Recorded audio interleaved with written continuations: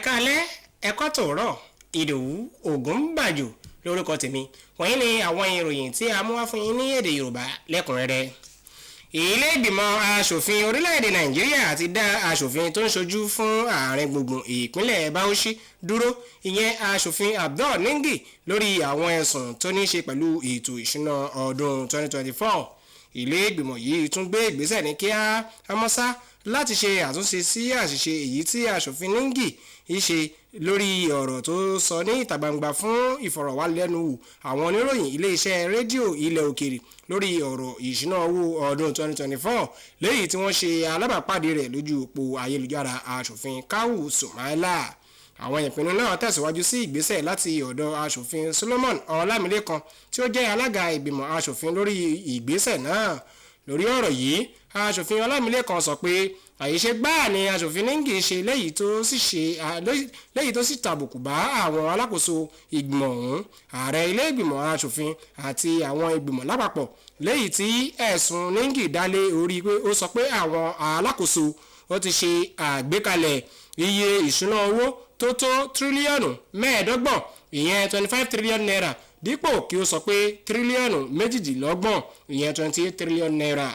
Aṣòfin Ọlámilékan Yáyì wá ṣàlàyé síwájú sí wípé ìṣúná owó tí wọ́n pète rẹ̀ gangan ní tírílíọ̀nù méjìdínlọ́gbọ̀n, ìyẹn 28 trillion naira, léyìí tó sì jẹ́ pé owó àkọ́sọ tó jẹ́ 25 trillion naira yẹn kàn jẹ́ ìṣirò tí wọ́n ti fẹnu rẹ̀ jóná ni.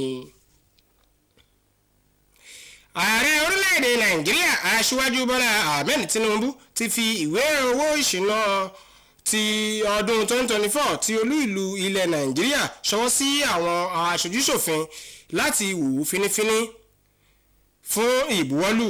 Abẹnugan ilé ìgbìmọ̀ aṣojúṣòfin Tajudeen Abbas àti àwọn ìgbìmọ̀ tó kù ní ilé ìgbìmọ̀ aṣojúṣòfin ilẹ̀ Nàìjíríà ní ààrẹ ti fi ìwé owó ìṣúná owó tọdún 2024 ti olú ìlú ilẹ̀ Nàìjíríà Àbújá, léyìí tó sì di ohun tí wọ́n ń ṣiṣẹ́ lé lórí.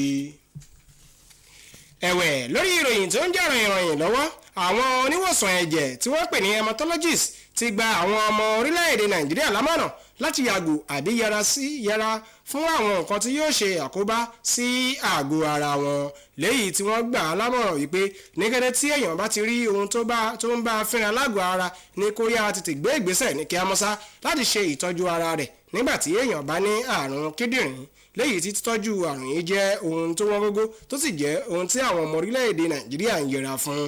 Nígbà tí wọ́n ń jomi torí ọ̀rọ̀ lórí ìlera kíndìnrín àti àwọn ohun tó rọ̀ mọ́ lórí ètò òwúrọ̀ wa, ìyẹn Good Morning Nigeria, àwọn akọ́ṣẹ́mọṣẹ́ tí wọ́n gbé wá sórí ètò òwúrọ̀ wa lórí ọ̀rọ̀ ìlera tó jẹ mọ́ ìwòsàn ẹ̀jẹ̀ ti ṣe kìlọ̀kìlọ̀ fún àwọn ọmọ orílẹ̀-èdè Nàìjíríà láti yàgò níbi à ń lo egbògi olóró àti lílo ọ̀pọ̀lọpọ̀ àwọn oògùn tí a kó bá àgọ́ ara, léyìí tí àpọ̀jù lílò rẹ̀ á fà kí èèyàn ò ní àrùn kíndìnrín.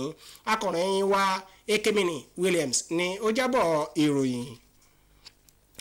Àsìkò rèé tí àwọn ọmọ orílẹ̀-èdè Nàìjíríà ní láti sọ ara wọn dọ̀kan kí wọ́n sì wà ní òṣùṣù ọwọ̀.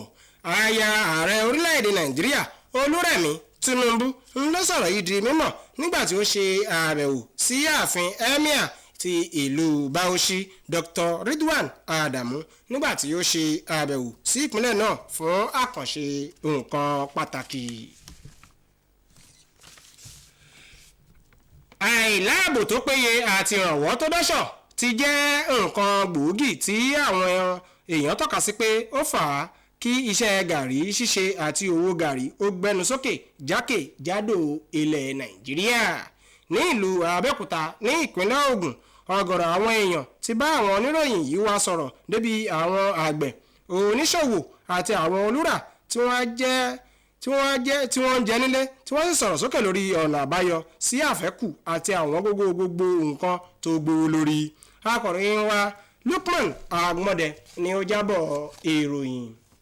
Níbi ni a ti máa mẹ́nu dúró fún ti ìròyìn fún talẹ́ tòní.